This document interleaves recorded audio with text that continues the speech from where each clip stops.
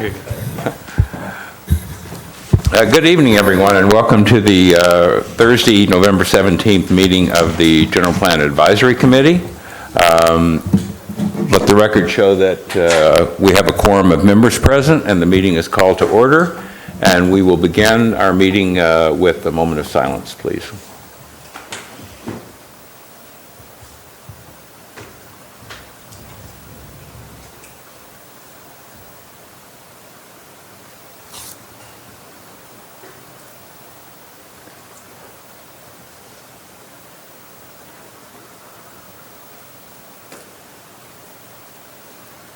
Thank you very much. And this is the time set aside for announcements from the GPAC. Are there any announcements this evening? I have one I would like to bring to your attention. There was an incident in Morro Bay on Main Street that got expressed through Facebook postings where a woman of color was chased down the road while she was driving by somebody tailgating her and flashing his lights, honking his horn, chased her to a stop sign, screamed racist expletives at her, and then sped off laughing. So this kind of got out into some other members of the community who are pretty upset by it, and I think in my mind it does relate back to this group because we're talking about the kind of community we want to have and a safe place and a welcoming place. So it does, this is important when we look at what kind of town we want to be. So one of our businesses in the business community, Penny Harrington, who has Ruby Dragon on Main Street, got the idea of developing what you see up there on the overhead, a window cling that ASAP is printing up. They're about 6 by 6 inches, that those business owners who want to have those in their windows, I think the cost is going to be about $12 to $15. They're pretty heavy duty, but that would just show that our businesses are a safe place for people to come to. The city might want to think about doing that on city buildings, on the library building. I don't know how far you want to go with it. One would hope that most places feel safe, but this is a way, a little way, to just, for those who feel like they want to do something, to demonstrate this is something you can do.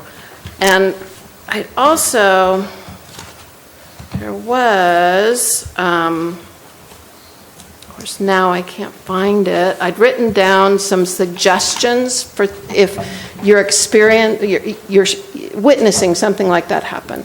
And one of the things they suggested is just go stand with that person, that victim. That, you know, it's probably good not to confront somebody who's being ugly in that way, but to go stand with that person, to make sure that their needs are being met.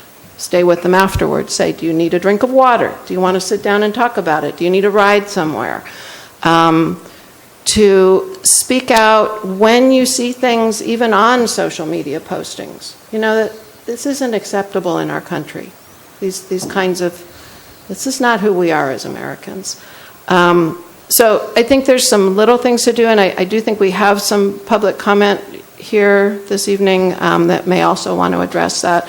But I wanted to bring that to the attention of the public, whoever's watching this, and to this group. And then, as I said, you know, if other businesses who might be listening are interested in participating in this, they could contact me or Penny Harrington at Ruby Dragon, and we can get you on board with that.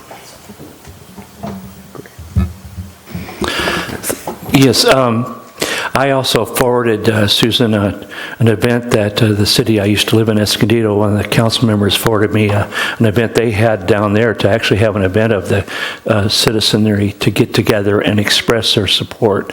And again, you know, that actually literally doing the safety pin on your shirt too. So I would be willing to help out with any way I could.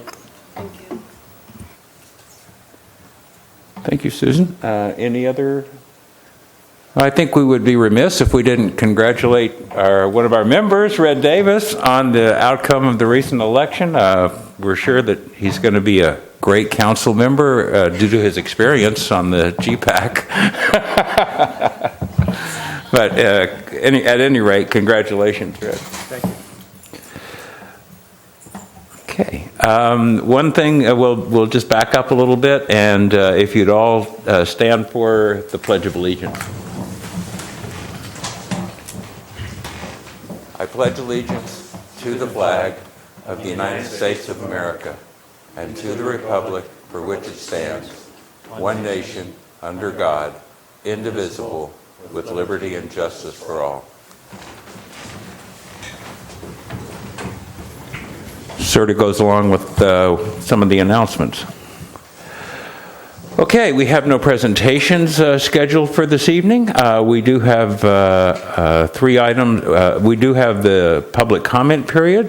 This is available for any members of the public who would like to comment really on anything of interest to the GPAC or anything that's on your mind. So if anyone would like to speak, please come forward. Be sure and give us your name for the record.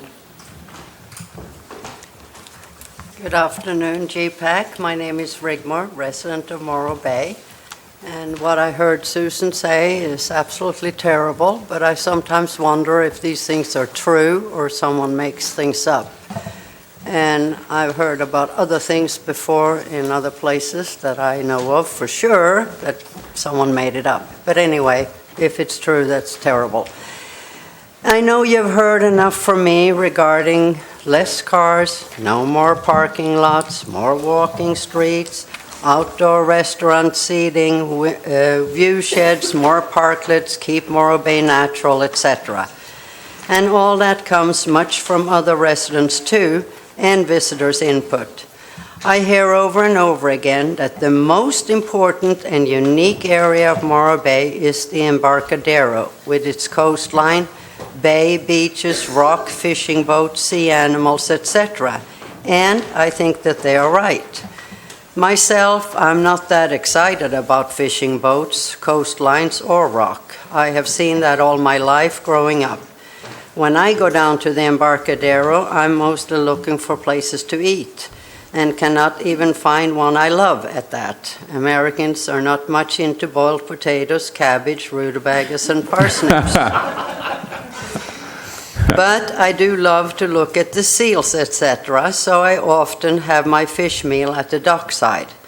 But today, what disturbs me is this new map showing a purple coloring next to Embarcadero below the bluff here. When I see industrial, I'm thinking on how Long Beach ruined their coastline with industrial and how that brings trucks, dust, fumes, noise, and everything else nasty. So if you could please educate us in what industrial are being considered at Morro Bay's most prestigious and valuable land. Thank you very much. Thank you.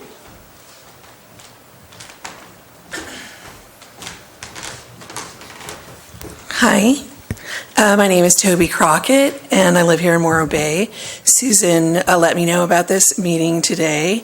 I was one of the people who had a lot of interaction in the social media on Facebook regarding this particular incident, which did in fact happen to a friend of a friend. And I've wrote a letter to the San Luis Obispo Tribune and shared that content with the mayor, the city council, the city attorney, and just generally bringing this information to people's attention so that it's possible to have some impact. Of course, one of the things that Morro Bay is beautiful. My husband and I have lived in this county for about 13 years. And we've been in Cambria and Los Osos, Morro Bay, a couple of years. We love it here. It's so beautiful, so wonderful. It's really nice to have so many visitors from other places. And there is some growing, very slight growing diversity in the town. And certainly we, want to encourage that, and we want visitors from elsewhere to feel comfortable being here. And so the question of how to deal with, this basically comes down to conflict, right, is certainly something that should be a part of our community vision. So I have suggested to these others and had suggested back to me by some of the council members as well, an emphasis on some kind of community training that might incorporate diversity, nonviolent communication, community policing, a neighborhood watch style approach, and just generally finding a means of empowering individuals to safely and appropriately take a stand for our shared community values when something threatens them, like someone gets very angry, for instance, as another friend reported in Florida, just a stunning event in a post office where, I won't go into that whole story. It was quite the story, however. So as has been noted, there has been a dramatic increase in hostile and aggressive events just this week following the election. I'm sure that will simmer down in the course of time. But as for a long-term view for Morro Bay, it would make a great deal of sense to have a response to these kinds of events built in, support for those who might feel like they need additional support, and with a long-term eye towards civics and how we engender, create, and support a civil society. This is one of the great pleasures of living in a small town. I know of where I speak. I grew up in Manhattan, and I assure you this couldn't be more different. One of the beautiful things that I have seen in living in this small place is here, right here. This is where democracy in this country is built. It is built on Main Street by the service of people like yourselves. I thank each and every one of you for the many hours and hard work that you put into making this a beautiful place and making our community work. It's very important, and it's important for everyone. So thank you so much for the time. Bye. Thank you. Anyone else who would like to speak during this public comment period? Okay, seeing none, and by the way, thank you very much. We do appreciate the public comments. They're very helpful, and so keep it up. Bringing it back to the commission then, we'll proceed to the consent calendar. We have the minutes of 3 previous meetings for approval this evening, September 15th, 29th, and October 20th. Would anyone like to pull any of those items? Are there any comments, corrections, objections?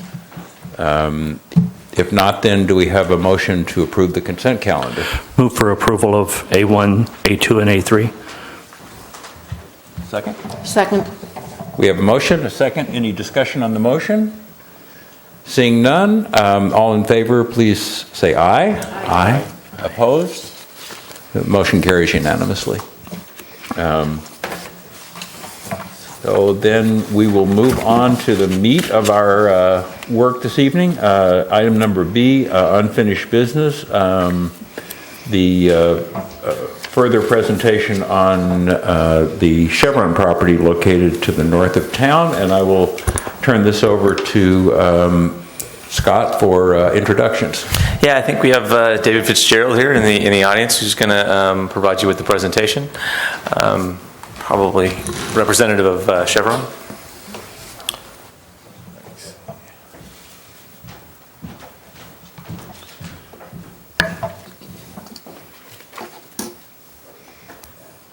Sounds good.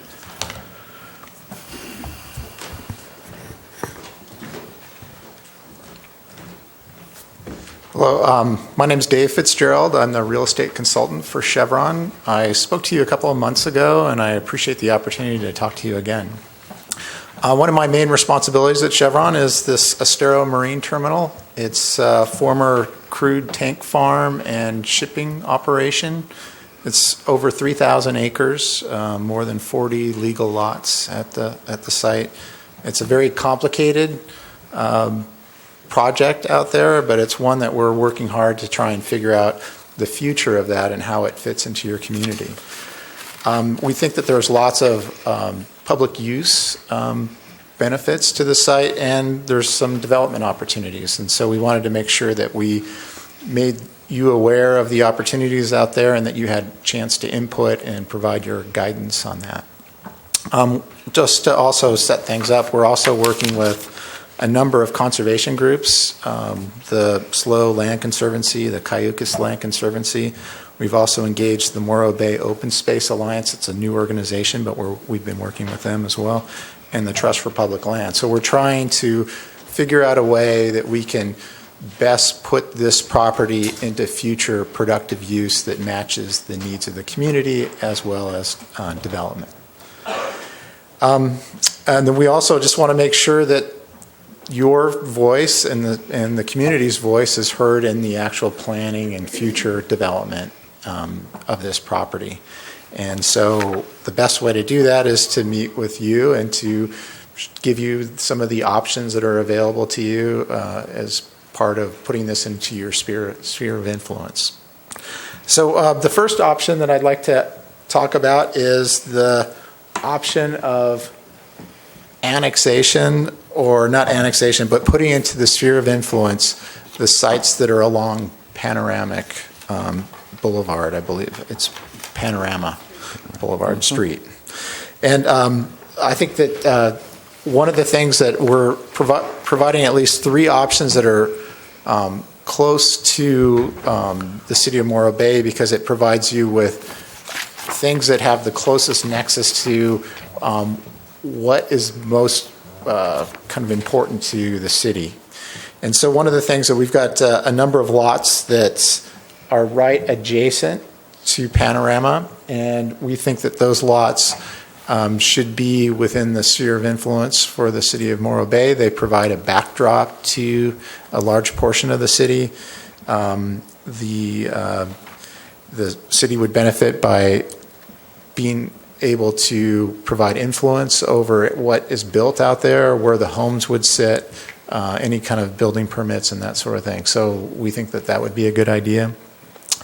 And then just to let you know too, those lots are zoned agricultural, and in the current kind of makeup, there would only be one house on each one of those lots, and they're in the 40 to 70 acre lot size, and I think the one lot on the end here is in the 120 range, I believe. So they're fairly large lots, but the plan would be that, you know, in the current zoning and the way that they're developed, that there would only be one lot, one house per lot out there.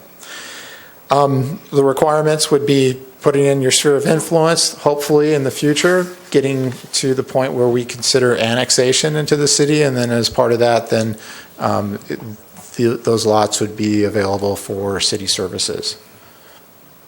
Yes? Do you want to take questions now? Or? Why don't I just gonna do a quick overview real fast, and then I can take questions if that's okay. The next option would be option 2, which is the shore plant lots. We feel that these lots have the opportunity for future tax revenue to the city. If you look at, it's a flat area. It's next to Highway 1. It could be a visitor serving hotel, or there could be some retail there. That's for the future kind of development, and it's something that the city of Morro Bay would have oversight over. And so we think that there's some real benefits from a revenue standpoint to the city if that was in the city.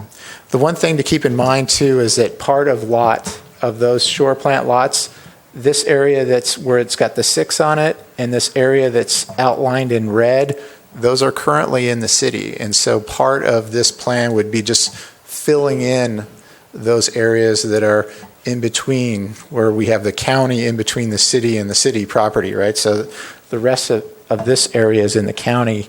It would be nice if you just kind of filled that area in, and that was under the sphere of influence for the city.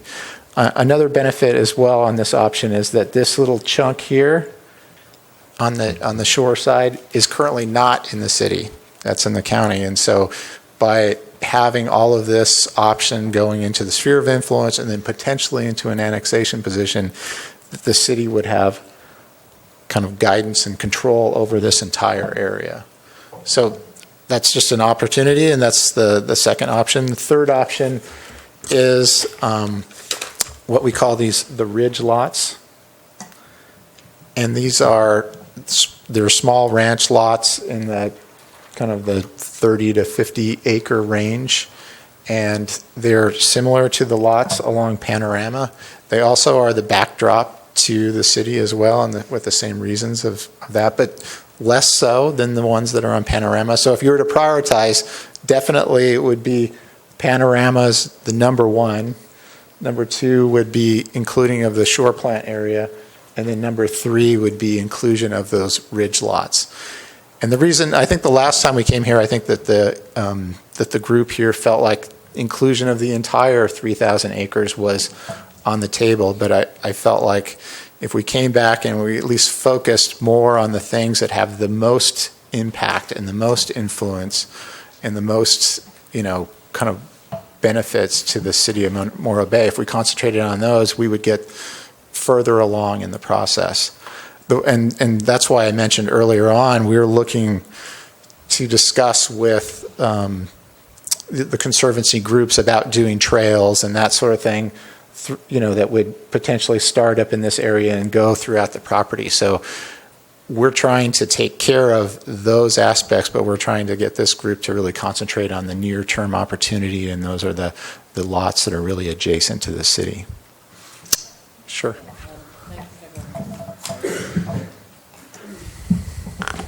Yeah, I just had, I think, 3 different questions about this, and I think at least one of them we did talk about a little bit last time you were here. The areas that you have as sort of revenue and tax opportunities there are really separated from the rest of the city by that one lot in between. And in terms of extension of services and things like that, I'm just wondering if that, I just want to bring up to the group the idea that there may be some problems with extending city services there and having to go through that. I guess you can kind of go along the highway. You've got kind of a route there to get pipes and wires and things to go there. But I don't know that you want to do too much of that either. So I'm just wondering if maybe that wouldn't be better to be included in with the other group you have with your group 2. Only because it just seems like the city would sort of be contiguous instead of having this sort of hole in the middle, if that makes sense. Oh yeah, no, definitely. That's why we felt like option 1 is, like a definite, and then option 2 would add on to that, where you would. But I'm just saying, have this and then add on to this. I can see the lots along Panorama. They're sort of up on the hill. But I'm just saying that one lot is in between the current city and the revenue, recreation, whatever it is that other stuff's going to be. And I'm just wondering if that maybe shouldn't be that one lot. That one, it's lot number 33. Right. If maybe that should be in your first group, or could be added potentially to the first group. Yeah, so in the first group that we're talking about each one of these lots, 33, okay, 34, I'm sorry. 36, 38, Then that would be 40, the second 41. group, the shore plant group. Right. Okay. And then the shore plant is... Yes, I know, but I'm asking whether 33 might better be up there so it would be sort of one contiguous city along the bottom instead of having this giant gap in the middle. That's all I'm asking, is have you thought about that and what would have to whether that would be desirable? Did you rule it out for some reason? Oh, no, I mean, we don't want a gap. Okay, all right. Yeah, so that was my first question. Yeah. Okay, and again, for consideration of the group.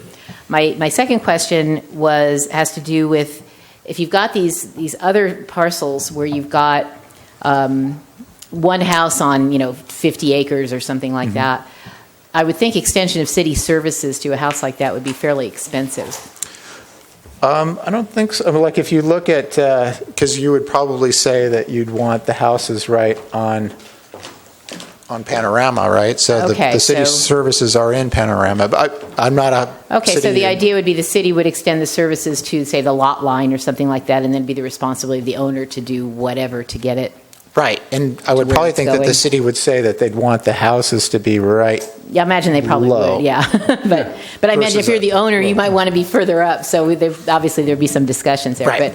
But this is responsibility of the city, and maybe this is more of a question for Scott, but the responsibility of the city, if we were to serve that area, it sounds like would be to get the utilities to the lot and not necessarily to the house, if the house was not right there.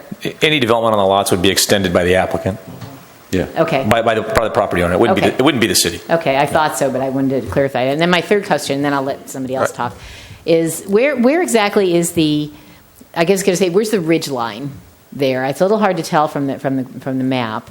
Is the ridge line? So there is a ridge line here, right? Yeah, Because this there's is one off of Paul going- Creek, so there's a ridge line here, and then there's a ridge that goes up that's along here.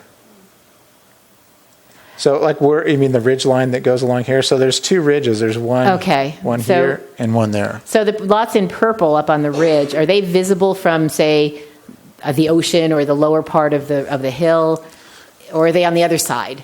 I believe certain parts of that ridge is visible. Okay, so the ridge kind of goes through the middle. It goes up and then it undulates up again. Okay. What you end up seeing is it rolls Right. like this and then back up, and so you see kind of the back half of the sort of, I think, the upper lots, and So the front part of the lots is in the front, I guess, and the back part of the lots behind the hill? Yeah, so Kind of, is that the way it looks? So this is a very low point right here, right Yeah. along Panorama, and then it goes up a hill, Yeah. and then it undulates down within this area, and then back up another hill there. Okay, so the back part of the purple is on the other side? Right. Okay. All right, I think that'll make some difference, I think, in what we're thinking about, too, is whether if it's not visible from the rest of the city, that maybe has a different Right. feel to it, you know? Yeah. So, and I would say that would be a lower priority. I think last time we had talked about including all of this, but I think then that would be the lowest priority, right? I mean, because unless you had some real plans for how that might be used or whatnot, I felt like if we focused in on the things that are the most important to the city of Morro Bay, then we would have a higher chance of. Right, of and that's what I'm getting thinking, this but right. whatever's visible would be, and so what's visible is parts of all of even though the purple up on the ridge line there, it's that the front part of those lots are all visible from the city. Right. Okay, all right, thank you, I'm done, let somebody else talk. I have 3 items also. First would be just a statement. I agree with Susan. If we take 33, put it in with your second preferred Oh, choice, then that gives us the option to consider option 2 as maybe a better option than option 1. Oh, sure. Especially when you indicate that option 2 is more of an economic benefit to the city. Is that correct? Well, maybe Scott would have to answer this, but I think it's also placement of where the homes are going to be along Panorama. I think that working with the city and working with the potential buyer of those lots on where that actual house would be, I think is... So maybe I'll rephrase my question then. Why did you leave 33 with option 1 and not with option 2? Because it looks like it would be easier to be contiguous like that. The only reason we put it with there is because this lot, the main area that we felt like was the most buildable would be along Panorama there. Okay. That the road, because this is a really steep hill on top of that knoll or whatnot. So Yeah. we felt like it's really not. It's part of lot 6. It's up against lot 6, but the buildable areas would be closer to Panorama in my view. Okay, thank you. But I'm not. I would be more than happy to put that with 6 either way. Just throwing it out. Sure. Now, the other thing, I recall when you first came, you gave us the total acreage that Chevron has. Right. My question now is, how many acres are in the numbered lots that you have up here total? Oh. Do you know? I don't know off the top of my head. It's probably closer to like 500 or 600 acres. Out of the 3,000 right. change? So 20%. Okay. And final question is, do you know, I remember when you were here before, you told us a few of the lots in the 3,000 and change had been sold or under contract, and Right. we know that the city of Cayucas is entertaining. Do you know how many of are there any of the numbered lots under contract or offers Oh, no. on those numbered None of ones? the lots that we're considering here are for sale yet. So none of them. Right. Has So- the number of lots increased in the 3,000 for sale or sold? since you were last here? No. Okay. So just if you could go back in terms of the blow up of that map. Let me see. Yeah, I'm looking at you. Sorry about that. That's all right. Just if you could take a wider view on that, that would be great. Well, I guess I could say that Cayuga Sanitary District has bought lots 8 and 10, which are on the northern part of the Toro Creek. And then lots 2, 3, and 4 are on the market currently. And then, those are the only ones that are currently for sale. 2, 3, 4? Yes. Yeah, I think we still have the original map with all Right. those. Any other questions? Yes. County Parks is working on an extension of the California Coastal Trail from the south end of Studio Drive to the north end of Toro Lane, across Lot 6 on your map and then continuing north to Studio. Mm-hmm. Does Chevron support the trail? I'm not sure whether nobody's approached us about the trail, but we would consider a trail. When you say nobody's approached us, who is us? Chevron? County Parks has asked Chevron for a consent of landowner so that they can pursue a California coastal development permit. I guess I'm not aware of the status Is this of for that. the bike trail? Mm-hmm. It's for the bike path. It's the bike path. Oh, the bike path. Oh, Yep, I thought yes. the coastal trail. I thought that was. Yeah, he's referring to the bike path. I think we're in favor of the bike path. I think we would probably say the placement of the bike path could be in a better spot. I know that in some areas of the path where the path is currently designed, it meanders through the site and it makes it unusable in certain areas. Well, then, is Chevron willing to sign a consent of landowner? No, not at this time until we've worked out where the bike path is going to be. Okay. Thanks. I just have one comment. I know we've talked a lot on the committee about parkland, and when I look at these large parcels, I think it would be nice to carve out a section somewhere that could be a sizable park for that end of the city. Right. Whether that's part of Lot 33 or whatever, it doesn't matter to me so much, but I'd like to go on record that might be something to look at. Sure. And I'm just wondering, you were talking about the zoning on the ridge lots and or opportunity area 1, and then differentiating it from the shore plan lots. What's the zoning for the shore plan lots now? I believe everything at the site is zoned agriculture. Oh, so it's all ag. Right. Oh, okay. And so this is a multi-step process. I mean, right now we're talking about sphere of influence. In the future, we'd be talking about designations, right? Yep. Okay. You got it.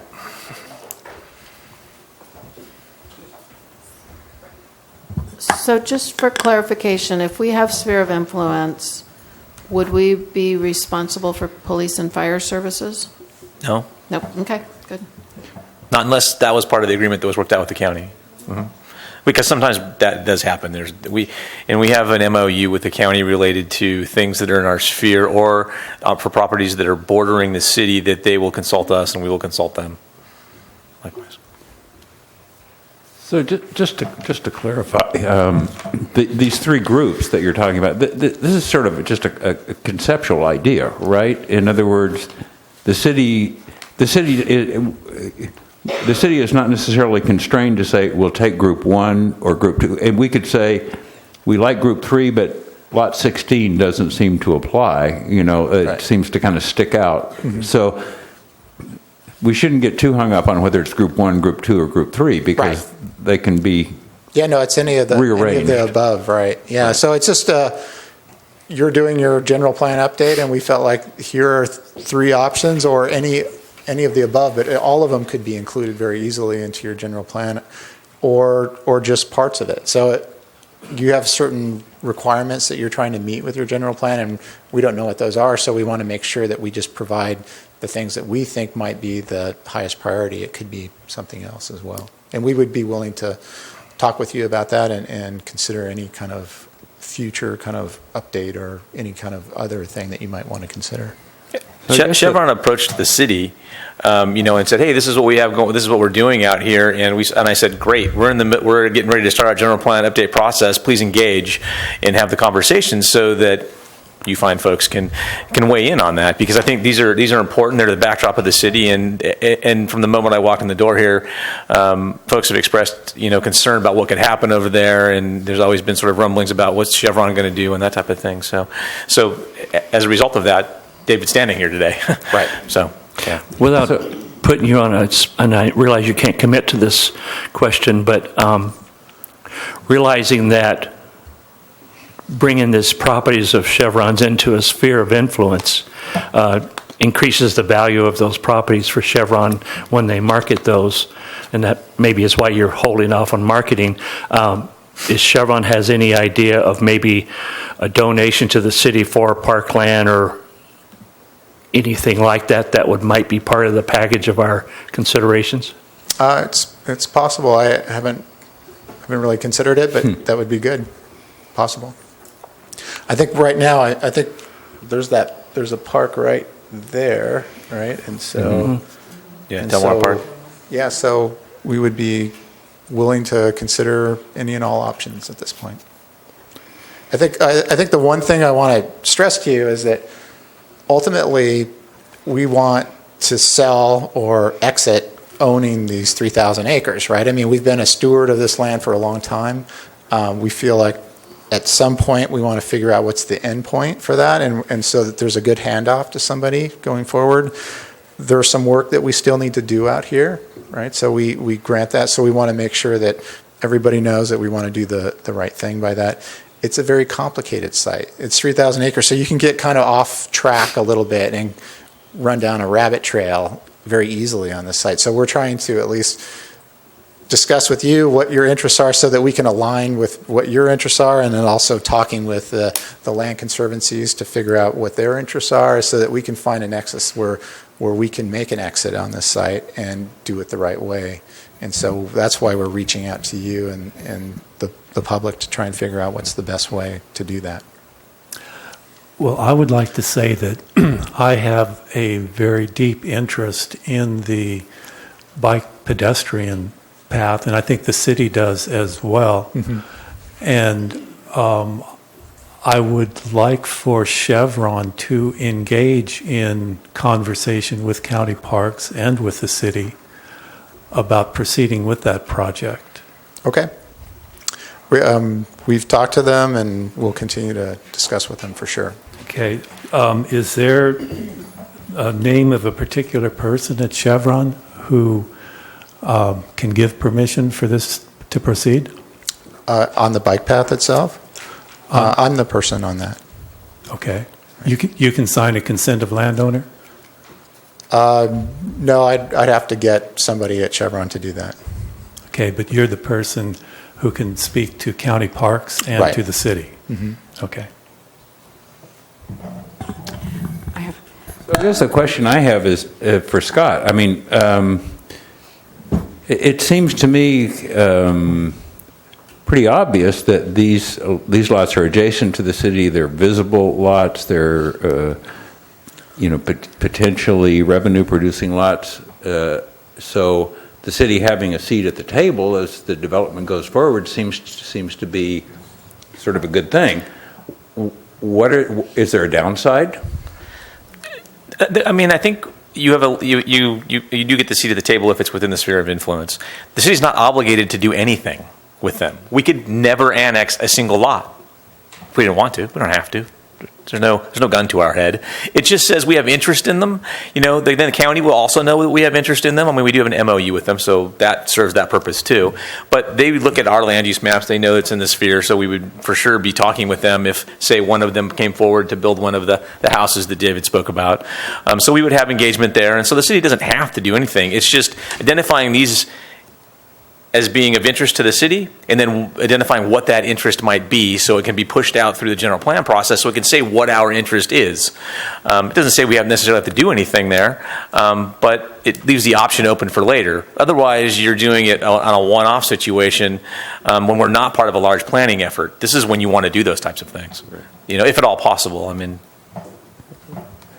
So, I mean, it certainly seems to me that we should be supportive of going forward with that. I mean, that seems to be a way to keep the dialogue going, to keep the planning long range rather than, bit by bit. I would think to take all three Sooner or and put later. them under our sphere of influence. So, I mean, it just seems like, why wouldn't you? We want that place at the table.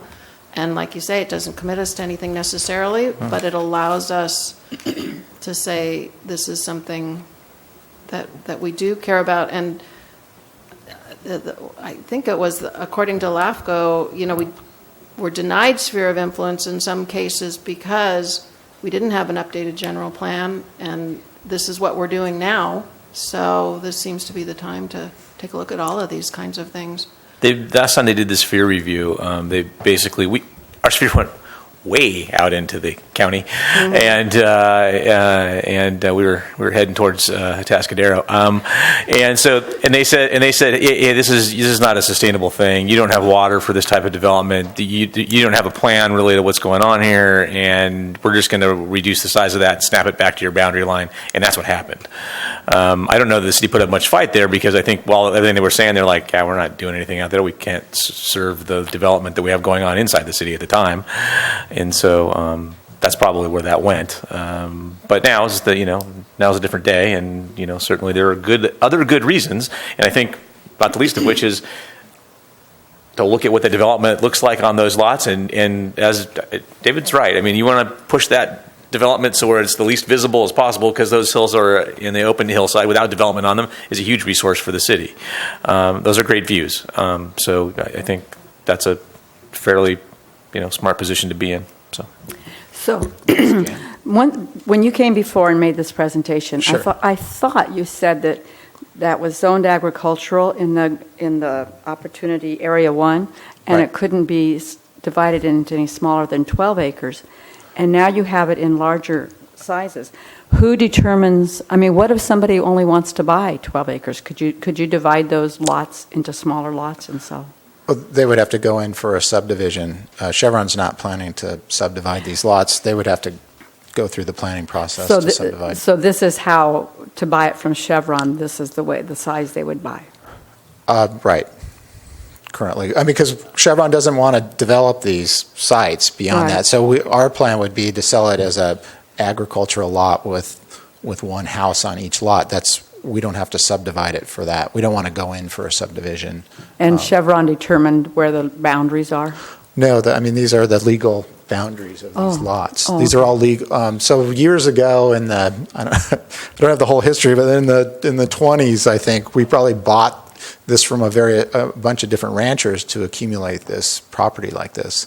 So it's all in legal lots. I know that the tank ring themselves are lots. They were developed as part of different ownership entities within Chevron, or the prior Chevron organization that owned these, had set up these as legal lots in the 30s, I believe it is. So significant time ago, and this is what we have, and this is what we're trying to sell now. We're not trying to go in and change the legal lots or the size of the lots. That would be a subdivision, and we're not doing that. Okay, that's what I wanted.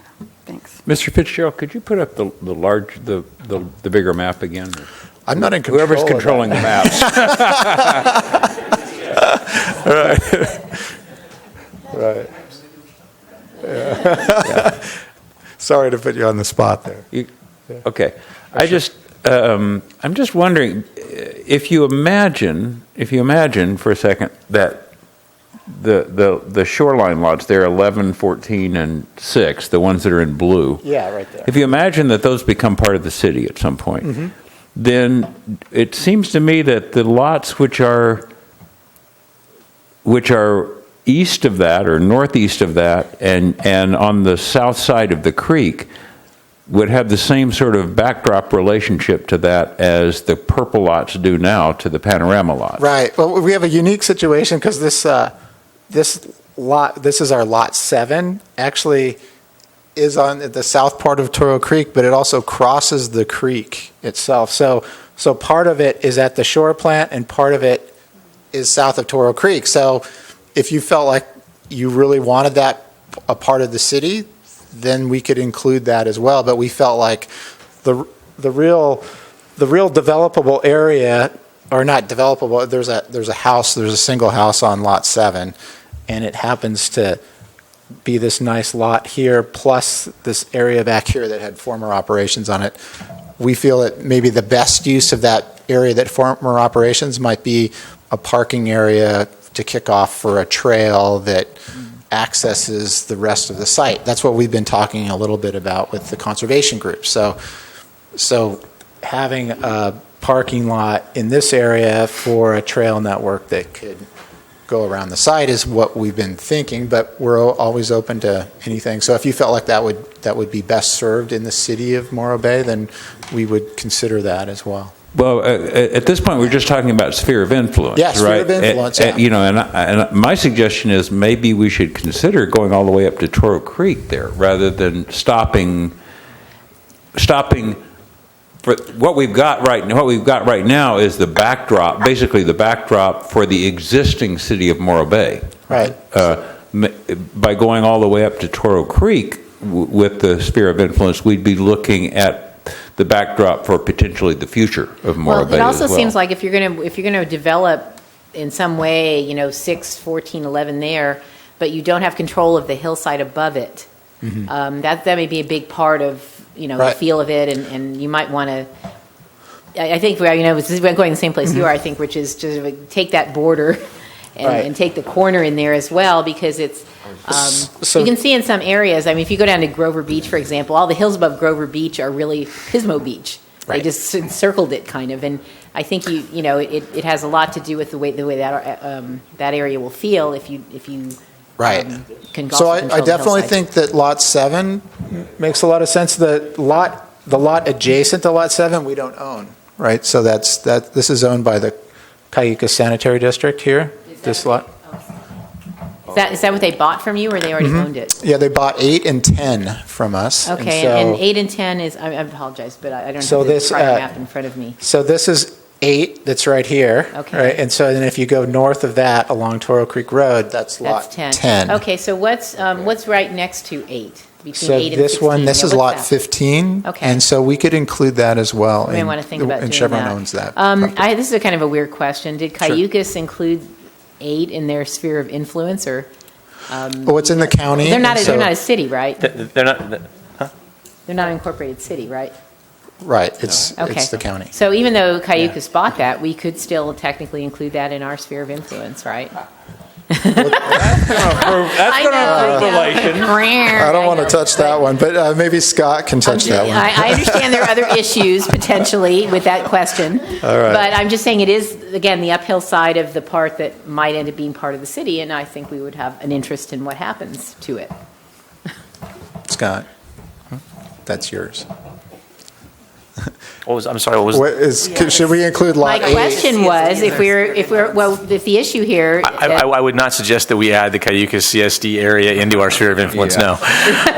We already don't have a great relationship. I don't think that's going to improve it. Well, I guess. And it's probably unnecessary. I mean, they're not going to be doing much of anything other than putting their plant out there. So.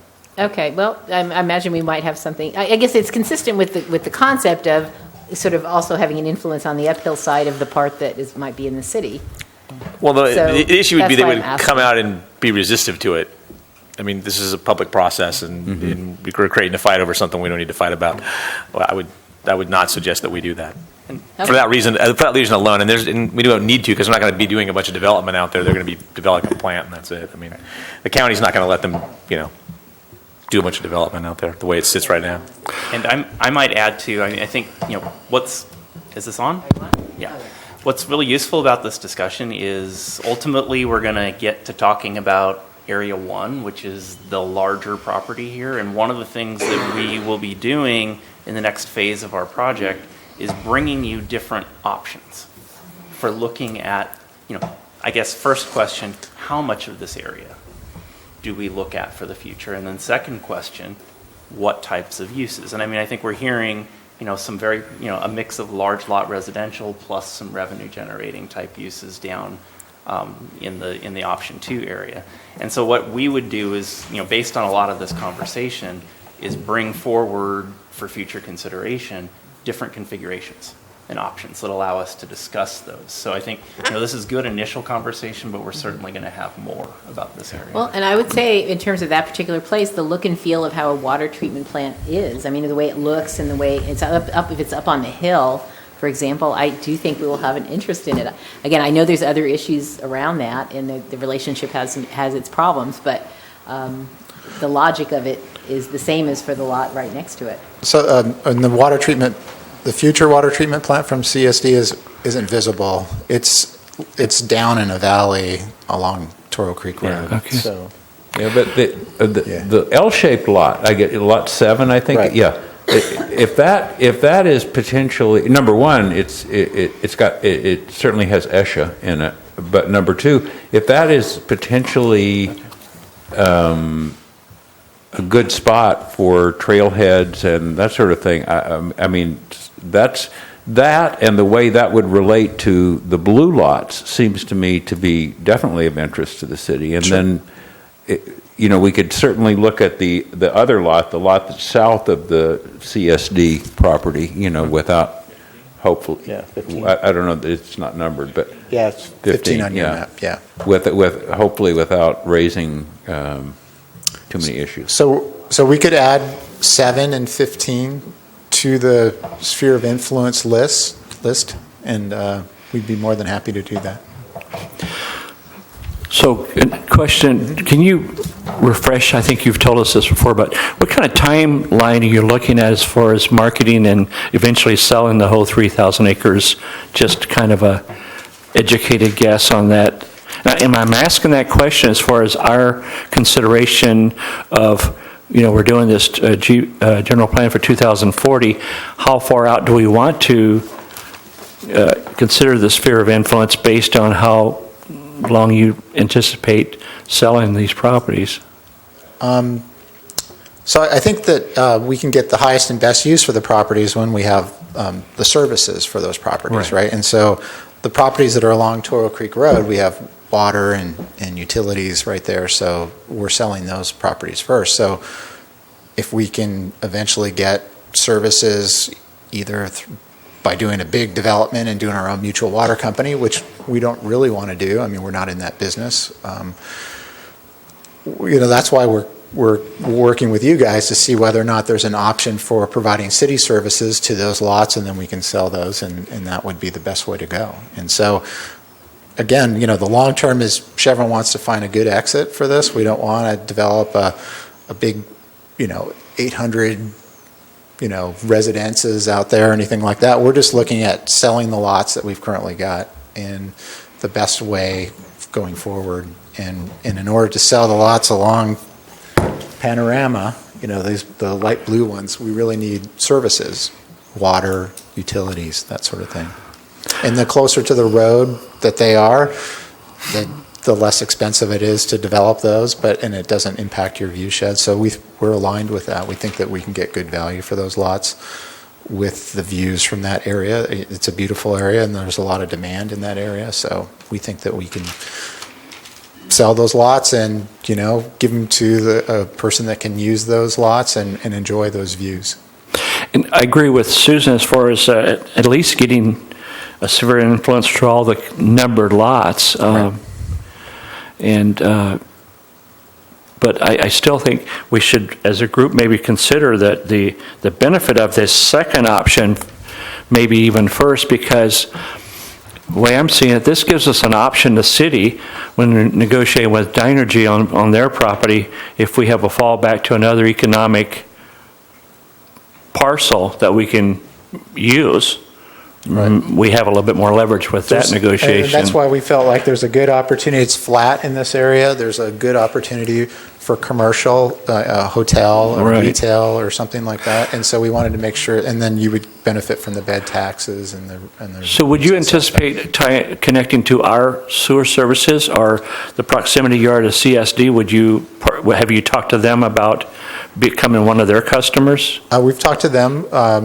Our preferred would be that we would work with the city of Morro Bay, at least on the sites that are nearest the city of Morro Bay. I mean, it's trying to tie to the county where Cayucas is way over here. So so you want to be served by the areas that are closest to you, right? And so that's why we're here talking to you. And the reason why I asked that, I'm working in Escondido, we had 3 different water districts within our city limits. Right. So besides the city, we had 2 other districts. So Right. it's done, but, So currently, we're outside of your water district, and we're outside of the Cayucas Water District. We're in our own water, and we have our own, find your own water, right? So we have to drill our own wells along Toro Creek, and that's the water source for us.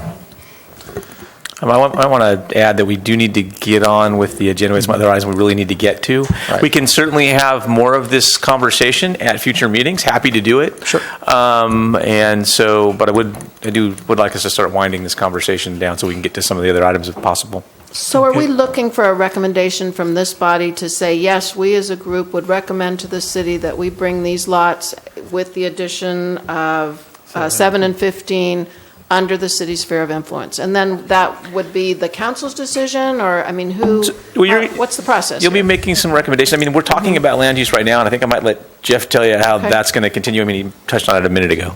Yeah, I mean, my recommendation would be that we continue the dialogue, and that ultimately what is recommended here comes forward as part of the citywide land use recommendation. You'll see in a few moments how we're going to get to that in terms of that we've broken both the existing city and areas outside the city limits into individual pieces for discussion. We'll discuss each of those and then ultimately arrive at a recommended plan. That part of that recommended plan will be what the GPAC feels is appropriate for these properties. So I would maybe caution that we want to do that in the context of the bigger picture. Jeff, could I ask, I'm sorry, you just made me think about this, but do we anticipate any further expansion of sphere of influence discussion in GPAC, such as the Tri-W property, before we wrap this up? So another reason why we need to do what you told Susan. There are a number of other properties, Tri-W, the Wharf property. I just want to throw it out to the public so that they can be aware of that there's other potential sphere of influence discussions. Correct. Yes. And I think you're getting a sense from this commission that we're supportive of this, and perhaps even broadening the sphere of influence discussion a little bit beyond these specific lots that have been presented. Definitely. David, how can I contact you? Oh, I'll give you my card after the meeting. Thank you. Is there anything else? Well, I want to thank you guys for letting me talk to you again. I'd be more than happy to come again. I really appreciate the dialogue. It's been very good, That's open, fine. Yeah. and I appreciate the opportunity, so thank you. All right. Sure. Thanks. Very much. Sure. So good. Then we will move on to item number C, new business, which is really a continuing discussion of the general plan process. And for that, I will turn it over to Scott for introductions. I think we have a request from Michael Baker to move the agenda around a little bit. I'll let Jeff take that. Thank you, Scott. Good evening, everyone. So we have roughly an hour left in our meeting tonight. And so that means we're going to need to potentially compress some of the discussion items. And in order to facilitate that, I'd like to propose to the chair that perhaps we do our public outreach summary first, because that's an item I feel confident we can close this evening. And then we'll double back, public outreach summary and the downtown waterfront strategic plan update. And then we'll double back into the discussion of land use classifications and opportunity sites. Is that acceptable? We're flexible. All right. Okay, so let's go ahead. That means I'm going to need to skip forward a number of slides. And I'll turn it over to Lorelei. Great, thank you. So So for those of you who were at the October 12th workshop, we had over 55 participants join us for an invigorating workshop on the Downtown Waterfront Strategic Plan. We asked a series of questions about things that will help craft the plan, including character and design, what we love most and want to preserve or enhance, and what our big ideas are in the downtown and waterfront areas that can help inform the strategic plan for the next 10 years. So one of the big questions we asked up front, we did a design activity that said, what should the themes be for the downtown and waterfront areas? And should they be the same, or should the areas remain unique from one another and distinct? Should there be overlap? So we asked about character-defining building elements, not necessarily architectural style, because we love the eclectic style of Morro Bay, but what are those quality architectural features that we'd like to see in new development, reinvestment? What are the ideas for streetscape furnishings and style, gateway features, and signage? And so I'll let you kind of look through these, but ultimately some of the things we heard back as far as general design themes, we did hear that people would like to see a different style between the downtown and waterfront areas. They should be different but complementary. Some of the other reoccurring statements that were made by the groups and the notes that we collected and transcribed were they didn't want to be over-regulated. They really wanted some design guidelines in the future that would be flexible. Some of the more modern buildings weren't necessarily the community's favorite, but they did, like to see some of those sprinkled in. They wanted the design guidelines to also define what is not wanted as much as what is, so we can move forward in a way that emphasizes the great things that are already happening. And they want Morro Bay and the style to stay simple and quaint, keeping with the existing character and scale. And they wanted to see the transitions between the two themes that would all come together at Centennial Parkway. I thought that was interesting. So that can visually and physically connect both areas. In the downtown, we heard that the foundation should be traditional, but add eclectic elements such as artistic flair in our furnishings, perhaps a unique mosaic trash can that goes with some of the traditional elements like traditional lighting and benches. They wanted to keep the older, more unique feel in the downtown that's kind of leans towards traditional. Some of the seating should be made from natural materials such as wood and stone, not necessarily the concrete and glass and steel that are more urban looking. And the gateway features should be sculptural and artistic to kind of represent who we are as a community. The waterfront, it was resounding, we'd like to be nautical, but not to take ourselves too seriously. The word quirky has been used. We've heard quirky, we've heard artistic, we've heard eclectic, but it did come out of the workshop, so I'll communicate that to you. Can I ask a question, or do you want to wait till you're Go for it, yeah. Okay. I guess just a clarification question on the archways. Yeah. For gaming, you like arches over the road, or what does that mean exactly? Yeah, actually, we had some imagery in the kind of the voting, the polling visual preference survey worksheet that we had at each table, and there were archways kind of demarcating the entrance to downtown, sort of a formal "you have arrived" in our traditional downtown versus you're in the waterfront area, so you kind of know when you've arrived. Yeah, that ranked high. Waterfront, nautical but quirky, combining artistic and nautical, again celebrating what we are as Morro Bay and artistic and creative, enhancing what's already there. Gateway features on the waterfront should be wind-driven, use wood and timber materials. The second, we asked where, what, and why. Where should we focus in this 10-year strategic plan? What should go there? What kind of projects are appropriate for these sites, whether they be public or private? And why? What are your preferences and priorities? Why would you like to see that? So we asked a little bit about that, and we got a good read on what the opportunity sites were. We think as a result of the workshop, we've asked a few different times to this body and at the community workshops and worked with staff, and we've expanded the list to about 13 or so sites now. You can see that ultimately some of the preferences that the community voted on were the top priorities were fishing industry supportive uses and activities, which received 14 votes. And project number 3 was educational, historic, and cultural uses. That also ranked as the top priority. So those are, but overall, this list of 7 were the projects that we had brought forth, and we gave folks kind of an option, a scalable continuum. When we say family-oriented activities, do we, are you thinking as a community outdoor activities? Are you thinking, some of the more indoor play activities? What are you looking for? So these are the results that we received from that activity. Then we also had a series of stakeholder focus groups taking place really within the same time. We had about 6 meetings covering 1 to 3 issue areas each. 31 participants provided input via a formal, focus group, and 5 written responses were also included. Ultimately, focus group 1 covered growth and Measure F water supply in planning area, and we heard a variety of ideas, but they really will be provided in an official summary for you. I can go through some of those. Focus group 2 covered economic development, overnight visitor accommodations, and downtown waterfront connections. Focus group 3 covered neighborhood compatibility, historic and cultural resources, view sheds and viewpoints.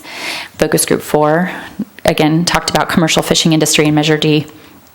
Focus group 5 talked about multi-generational community, transportation metrics, and parking, which kind of goes back to our diversity and at least in age that we've touched on earlier tonight in public comment. And focus group 6 covered sea level rise, environmentally sensitive habitat areas, and natural resources, and coastal access.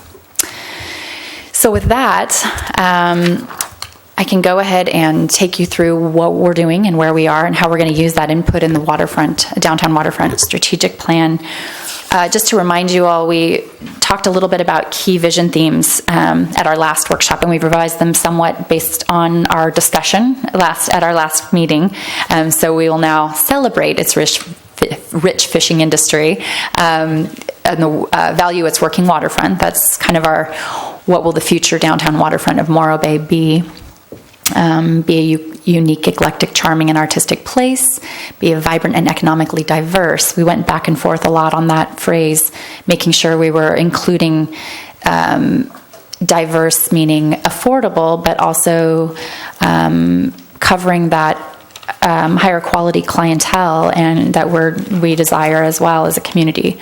So again, we also modified the provide convenient opportunities to walk, trolley, and bike safely is one of the big ones that we talked about. It previously read this would be a destination where you would park and leave your car for the weekend and enjoy, or be able to get through downtown without your vehicle. And this is more about providing all of the options and putting the infrastructure in place to allow people to do all of those things. So again, just wanted to kind of recap these, because as we move forward and we get ready to prepare an administrative draft for your review and talk through this strategic plan, we wanted to kind of show you what we're using as our guidance for the vision and key themes as we move forward. As far as what will go into the strategic plan, I brought this forward at the last meeting, but just a quick recap. We'll have a quick purpose and background, which really covers what we've looked at as far as existing conditions and the outreach that we've done to date, and kind of how we've arrived where we've arrived with our strategic plan.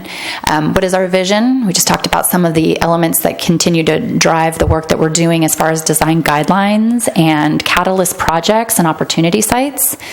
We'll also have a vision plan, kind of a poster to show you some of those sites and what projects on those sites might look like. We'll also have a set of design guidelines, which the community has voiced that they'd like to see. It can include public and private. It'll touch on some of the connectivity and what the look and feel of Morro Bay will be like in the future. And of course, the who, what, when, as far as an implementation piece. No strategic plan is complete without actual action items that are not just pretty pictures and ideas. It'll be a little bit of a what is our priority as a community? Who's going to be responsible for implementing those and taking them forward? And when will they happen, and where could the money come from realistically? When should we start applying for grants for certain things to get things off the ground and running? So again, the intent of this is actually to provide a tool to staff for implementing the vision that's depicted in the strategic plan. And so what will we do with this information? So what we gathered from the workshop number 2, we talked a little bit about design preferences. That's going to inform the design guidelines section, which you saw on our outline. We're basically taking the elements and the ideas that resonated with the community and moving those into those design guidelines. We're also using the information, the who, what, where information captured through Activity 2 to help finalize the list of opportunity sites, which were there, and also for looking at the catalyst projects. What scale, when we say when we say wayfinding or branding, what does that look like to you? So we're going to be using these ideas, and you'll see those kind of come through in our next round and our next update. And really, our next step is to work these ideas into a strategic plan, and also begin on the lateral access component. That's really exciting. Also talk about developing actions to achieve the plan, kind of reverse engineering. Here's the picture, now what steps do we need to take in which order to get there? And then, of course, we'll come back to you and present where we are and do a quick check-in and talk a little bit about where we're going and give you an opportunity to provide input on that at our next meeting. Great. Any questions? Thank you very much. Yeah. Are there any questions or comments? Yes. I do, Lorelei. I don't remember if you were at our table in our meeting, but it was brought up, and I just don't see it recognized. But the discussion we had, and that's why I was hoping you were at our table. But it was a valid discussion on looking at the possibility of permanently closing off the area on the south side of the rock at the gate to the ocean from there. Understanding that area is under state control, but that we could have discussions. And since then, I've had several different city staff and from the harbor and public express interest in that too. So I can't remember where we left it. So Sure. Could you see if it's going to be put in there somewhere? This was something we covered, and when we presented the outreach summary to staff, we had a couple key questions for them, such as, hey, the communities talked about this at our first workshop and second workshop about this area being important and wanting to know what the future will look like for that, but it's outside of our area, our planning area that we're looking at, and it isn't our jurisdiction to be changing. But what can we do in our strategic plan implementation strategy to make sure that isn't ignored and it's going to be furthered? So we talked a little bit about perhaps having an action item for making sure we don't lose that, like a master plan for the rock, and whether that's going to be something that will come out of the downtown or the waterfront master plan process, or if it's its own animal in itself, that would be one of the action items that would be studied beyond the life of our project and probably included in our implementation strategy, so it's not lost in translation and that input is. So are you saying that we can get it into the general plan revisions, or actually language in the general plan speaking to that? Good question. Yeah. And basically, I'm kind of like with Red and his bike path. I don't want to see this dropped. So if there's another place we need to go forward in how do we give it subcommittee teeth? or something, how do we not drop this ball? That is one of the issues that's coming forward. For example, another thing that we're working on is working through the GPAC's discussion on the key issues, and one of the key issues discussions also touched on this point, and led toward this idea of a quote-unquote master plan for the rock. One of the things that we're working through is, the rock is essentially under the jurisdiction of state parks. And for that reason, state parks also has a planning process, and they adopt what they also refer to as general plans for a lot of their facilities. So I think there is a home for that kind of a thing, and it may be in state parks' plan. So one of the things that we would do with the general plan is potentially make a recommendation that the city collaborate with state parks on the updating of that plan and fold the recommendations that come forward through this discussion there. Do we know whether the state has a plan? The state does have They do. does have a general plan that addresses both that portion of the state beach and the park, or I'm sorry, and the rock. I understand in speaking to a staff member on Harbor Division that there's been a couple of meetings that they've attended with the state regarding this. So this is not a new thing that we're throwing out. Been discussed for several years. Okay. It's a discussion they've been having for several years, All quite right. frankly. You're right, it's not new. Have you any positive response from them, or is it I never know with state parks. My conversations with them, what I've been involved with over the years, and it's been many, both here and in Pismo, they're usually fairly non-committal about things unless it's something they want. At which point they're knocking on our door, they're coming over and how's it going and that type of thing. So that's my experience with them. So I don't know where that's exactly at this point. It wasn't something that I was a key player in here in Morro Bay. So I don't know. I know it's something that's come up because it's been mentioned. 2 or 3 different conversations I've had, around the water cooler type thing, that's something that's come up, and I've heard it from others as well out in the public.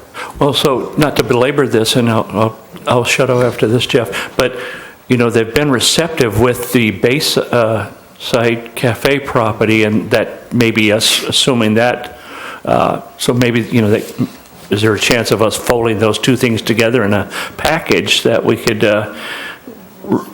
mutual reciprocation here that would it would benefit them, and if it's the way it's presented to them? I think reference in the general plan update process is completely acceptable. Okay. And as well as the general plan, not unlike the strategic plan, can give us things that we're supposed to go do, and one of those things could be engagement with state parks on this issue.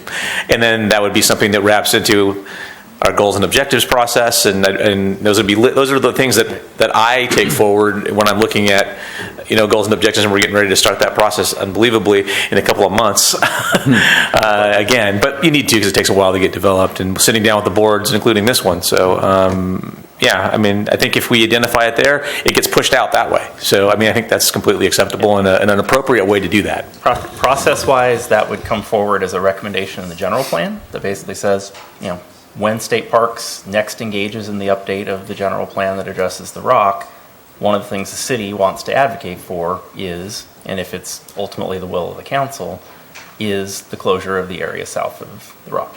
And then that is the process that takes place. Next time State Parks updates that plan, the city's role is to advocate for that to be included. And the city has a seat at the table for that because they're a stakeholder and it's their jurisdiction. Right, but that's I think a good example of how the general plan can lay the foundation for future efforts. Right.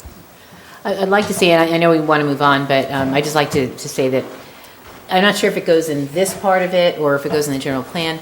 Just some consideration of the fact that we have a sort of an on-season and an off-season here. Mm-hmm. And in terms of economic development, sort of filling in the gap, the lulls is a good idea, whether it's activities or things that could be done there so that people will come. What do people do here when it's raining? That kind of thing. I'm just the idea that you want businesses to have more of an even, to have high revenues all year instead of the extreme seasonality that some of the businesses look at right now. I think that would be a good thing to think about somewhere in this process. Mm-hmm. That's great. Since I wasn't able to attend the workshop, I read the summaries in depth, and thank you for them. But I noticed that there were some differences in response from the focus groups and the workshop. Mm-hmm. So you got a little bit of different input, it seemed like, from those two. So I'm assuming you're now in a process of figuring out how to reconcile that input for the product. Mm-hmm. So I'm just kind of wondering how that goes. And also, I don't see a lot of I don't think the focus was on the mobility aspects of the waterfront area. And obviously the Centennial, I think I'm confusing in my own head the Centennial Parkway meeting, which was separate, and I looked at all that stuff as well. I wasn't there either. But so I'm just trying to figure out how this all comes together in this, how all that input sort of gets reconciled and then comes together and moves forward, and whether the GPAC gave separate input, or whether the GPAC's input was at the workshop with the rest of the public. I will go ahead and start with that one.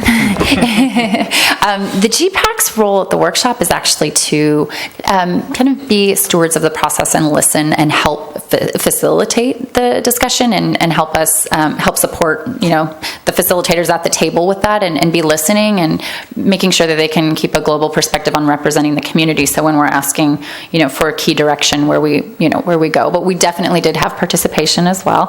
It's hard to not share your thoughts when you're passionate and it's exciting.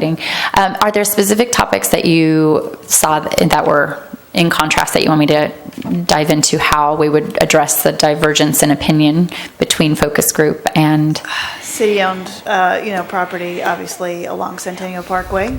Yeah. And what future use of that might be. I feel like there was one set of messages that were given in the workshop, seemed like, and then another set perhaps came out in the focus group. Yeah, so that one in particular, it's interesting because we have had an economic study done, and so we're kind of looking back at, they did a lot of input as well, and we're kind of looking at all of that information holistically, and then we'll kind of make some recommendations and talk with staff about what we've heard. So the process, it's kind of iterative, but we do have to kind of take it with a filter and talk with the professionals about what they think is the best recommendation or the best vessel for taking us in a positive direction, and then of course vet it with staff and the GPAC and see what our final recommendation will be. So it's kind of a case-by-case basis, but you're right. We are getting completely divergent opinions at the workshop. We're hearing from a variety of different people, but I think that's why this is such a colorful process. We're hearing all of these things, but it's keeping us grounded. And as we were talking earlier, Susan and I were talking earlier, our goal is not to make it vanilla and hear so much. Everybody likes the flavor of vanilla, right?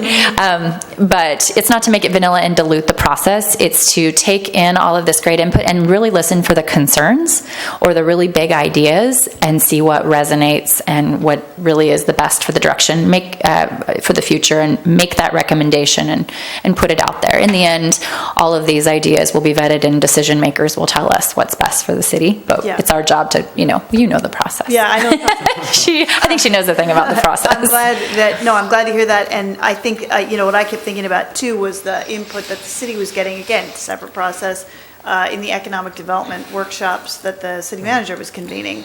A lot of input given there too. So I think there's a lot to draw on, and I'm glad to hear you're considering all the different input that you've been getting throughout the process, because I think that's really important. Yeah, there's been a lot of work done. And the Centennial Parkway thing, that just was a whole, the mobility component of this is really critical. I know I've expressed, opinions about that, and but that just has to be folded into this vision for the waterfront as well. Yeah, and we really have been looking at that information as well, because we're both talking about design, and we're both talking about the waterfront and the downtown, because their site is right in the hub of where these project areas meet. Yeah. So we're trying to figure out how to find the commonalities from the outreach that they're doing. So nothing's been done, and this is all collecting really great information. So we really do have to put it kind of in the blender and see kind of what areas where we can maximize agreement, not necessarily arrive at consensus on a lot of the things, and bring a strong recommendation forward so that everyone, and at least paint a picture of our path that we followed, and so everyone can see that it's a transparent process, and we're listening, and we're vetting, and we're making official recommendations, and see where we go from there. Yeah. Anything else? So we have only 35 minutes left. I think maybe it's time to jump into the other part.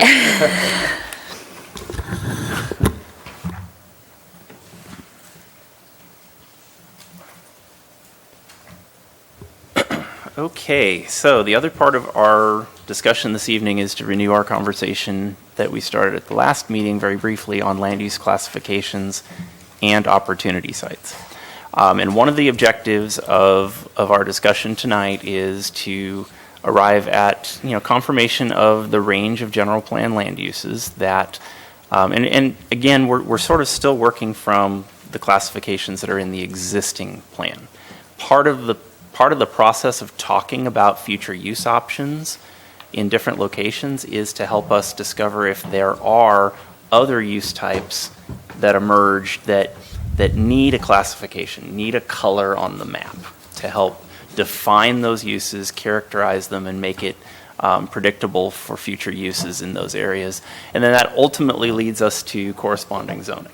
And I know we've had a lot of conversation about, wanting to kind of really jump to the zoning, but I continue to ask for the committee's patience in working through the process of what are the big picture uses first, and then resolving how we address those through zoning districts from there.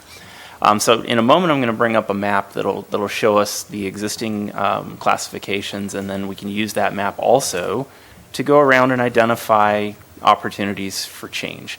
You recall at the previous meeting, we had a map out on the table. We asked everybody to kind of go and circle different locations where they felt change, an opportunity for change could emerge within the existing city. We've also talked about future growth area, potentially future growth areas on the outside, or areas that we would want to include in the planning area, and that was one of the things we brought forward as a key issue for discussion.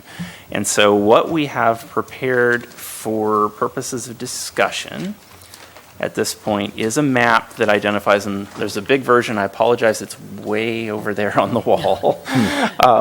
But feel free at any point in the discussion, feel free to get up and go take a closer look at that if that'll be helpful for purposes of discussion. And then I also have a version that I'll use on the computer screen, much as we did with the Chevron maps earlier, to zoom around and take a look. But we've identified two kinds of potential change areas. First, we're terming opportunity sites, and opportunity sites are generally within the existing city limits. We would refer to these in the nomenclature as infill projects, if you will, in the sense of not looking at expansion of the SOI, not looking at potential expansion of the city limits, taking advantage where we can of existing infrastructure, and looking at development opportunities in those ways. And there are 8 of those that have been identified. And I should mention it's partially the input that you gave us at the GPAC meeting, partially the result of some of the stakeholder interviews that we've held, and partially just the result of some roll up your sleeves that we've done between the consulting team and city staff. Jeff, excuse me, could we maybe take a minute and go over and look at the map? Because there's no way I can see it from here. Maybe you can talk about the zones when we're standing there. Absolutely. Would that be possible? Yeah. That'd be great. Although we're going to have to find a way to be on the mic. But if you'd like to, that'd be great. I was actually thinking we could also grab a table and stick it on its legs and elevate it that way.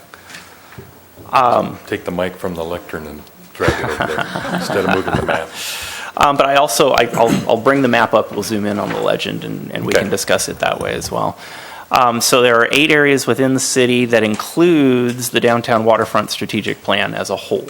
And you'll note when we zoom in on the map that within the downtown waterfront strategic plan area, that plan also identifies a number of opportunity sites, and at that scale, we're usually talking about like individual lots, whereas when we talk about opportunity sites elsewhere in the city, we're looking at corridors or very large properties or things like that.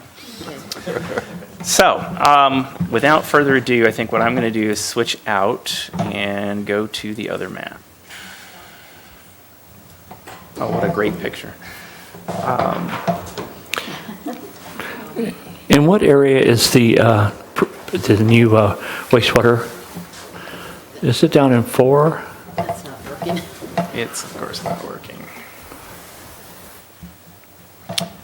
The new wastewater treatment plant, the WRF, is Area C, actually. C. Yeah. Where's that?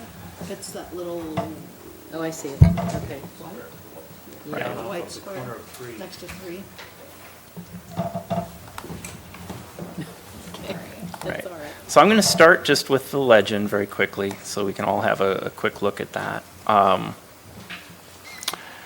And what we've done is identified, for purposes of the general plan land use,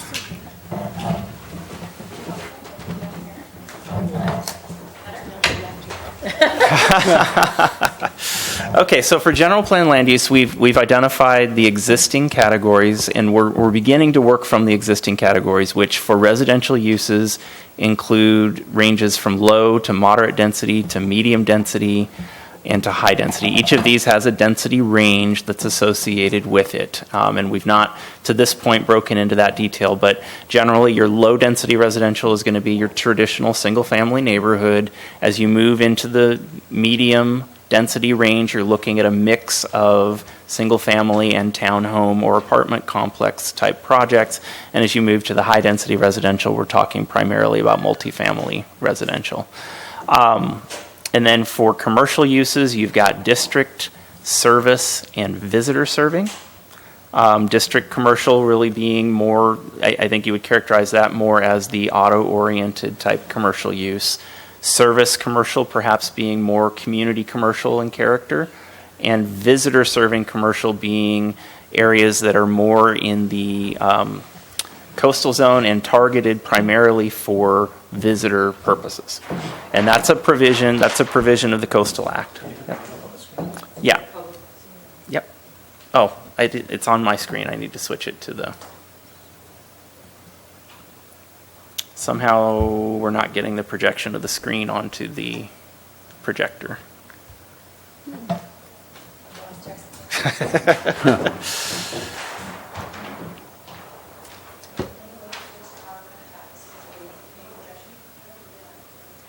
Right, what I'm seeing on the screen is not what we're getting on the projector. It's a nice view. I know. Yeah. They're not talking to each other. No, it's not in PowerPoint.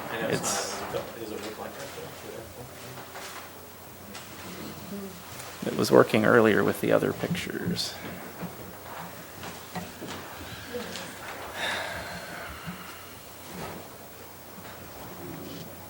Well, maybe we should get into discussion where you don't have. Yeah, well, if we can't zoom on that map, it's not going to be terribly productive. Are they looking at it? Okay. Okay, so there are multiple commercial categories as well, district service and visitor serving, with visitor serving really being the one that is addressing the types of uses that the Coastal Act is requiring be available for coastal dependent and coastal related type uses and those that are providing services to visitors who are accessing the coast in Morro Bay. You've also got industrial categories for general or light industrial, as well as coastal development industrial. Again, a distinction there. The coastal development industrial is uses that are required to be located near the coast for purposes of the Coastal Act. There are designations for commercial and recreational fishing, for harbor and navigational ways, for open space recreation, mixed use, a separate designation for mixed uses in the harbor, and then designations for both agricultural properties, and schools.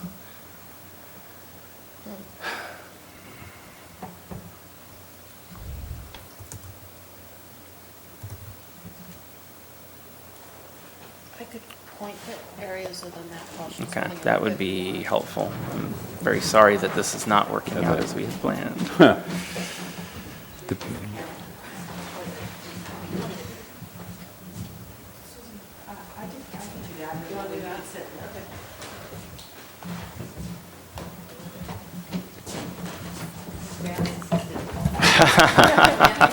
Unfortunately, the people at home are not going to be able to see this very well. But.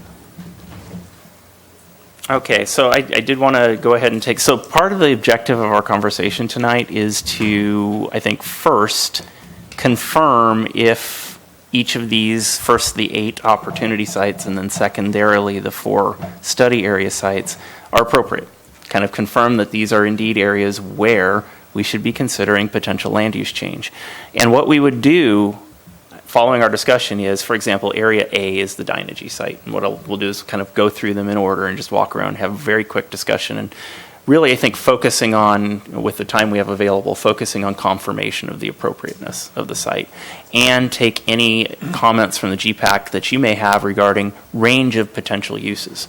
Then what we will do is, from this meeting, we will devise individual land use alternatives that will look at, first and foremost, the existing general plan on the site. And then secondarily, options. to that, options for change to that existing general plan designation that align with the community vision and the wishes and comments of the GPAC. We will bring those alternatives to you at future meetings for discussion on, the merits of the alternatives. And so, for example, for Dynegy, we would start with an industrial designation that it carries today and potentially consider other options. We'll have that discussion, and then ultimately we'll be asking the GPAC to give us an initial preference for one option among the 2 or 3 that are presented, or for a hybrid of them. We will then take those and fold them together into a citywide map that gives us perspective on the potential plan for the city as a whole. So, I guess unfortunately we don't have the map, but we will need to go ahead and progress. Let's start with Site A, which is the Dynegy site. And it's currently designated for industrial use.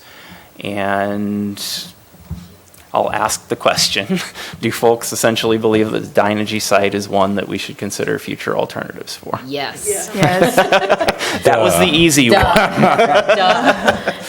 And that the general configuration of it is appropriate. And as we have our conversations, I would ask, let's not get hung up exactly on which parcels are in or out at this stage. That's a part of the discussion at the next stage. Okay, from there, we'll go immediately north to what we're calling Area B. Area B is the wastewater treatment plant site, plus some additional properties on both sides of Atascadero Road.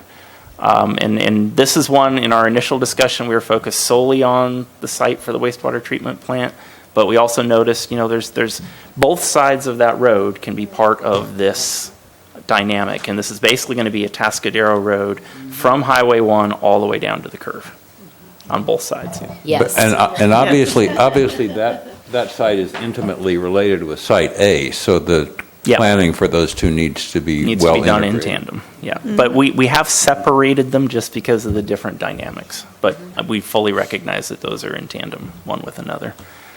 Okay, Site C, we're going to go all the way out to the water reclamation facility.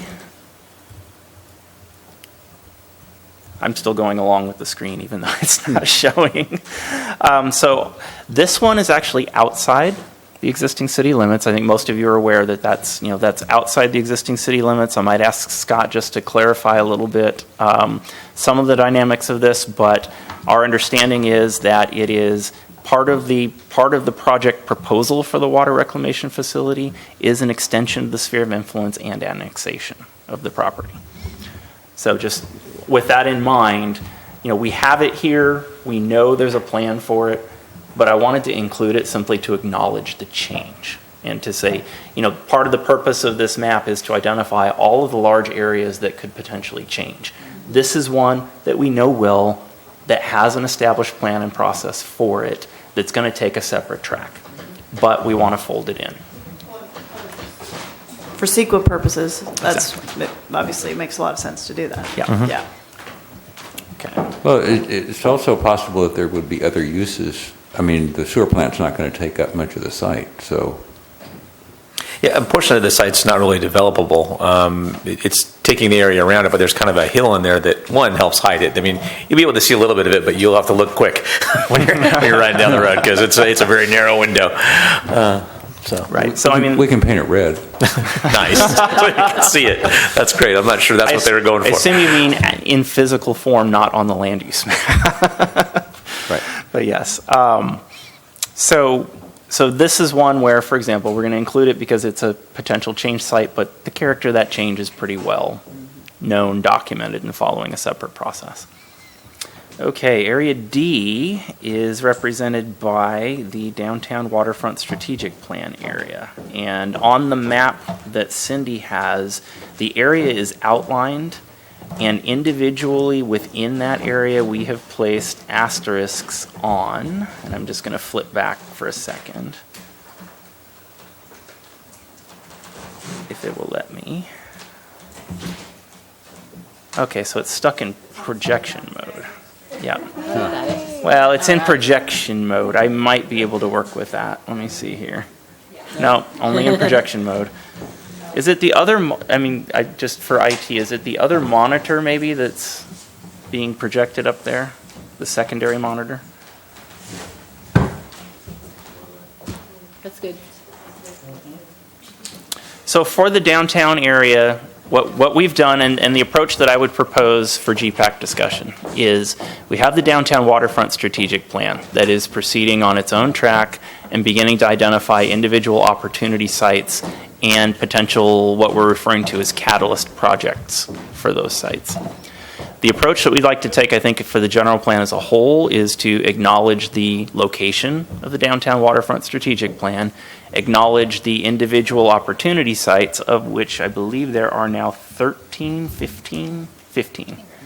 We're up to 15 individual opportunity sites, and I've included the map, a very draft map of that's been prepared to this point based on the inputs from the workshops. Those are like the blank lots and things like that.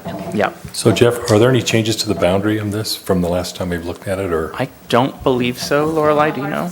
Yeah. We had one little area that was the triangle site that was not originally included, and that was the. Okay. Yeah. Yep, exactly, which is right there. Yep. Otherwise, it's it's all in the same. But we did have some things to go back and forth with the city on because we did hear from the community, hey, this is important. They were way out of the boundary or in residential neighborhoods that we weren't going to be making change to. So I have to comment on this, guys. Downtown does not start at Piney Way, okay? The current city park, the triangular-shaped city park as you come into town, represents a major opportunity site. That could be the nucleus for redevelopment of the eastern part of downtown. And we need to pay attention to that end of the street as well as the west end of the street. Well, you got a vacant lot right across the street and some properties that could probably use some upgrading right along those areas. Right, but if you look at the way Paso Robles City Park is the nucleus of their downtown and has spurred redevelopment of the downtown, there is the potential to do that in Morro Bay as well.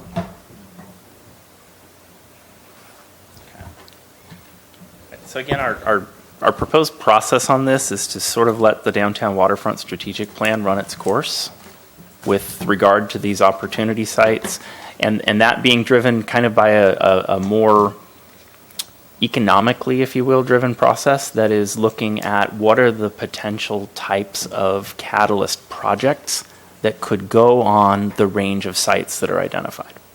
And we would use that to help determine, hey, what's the appropriate range of use.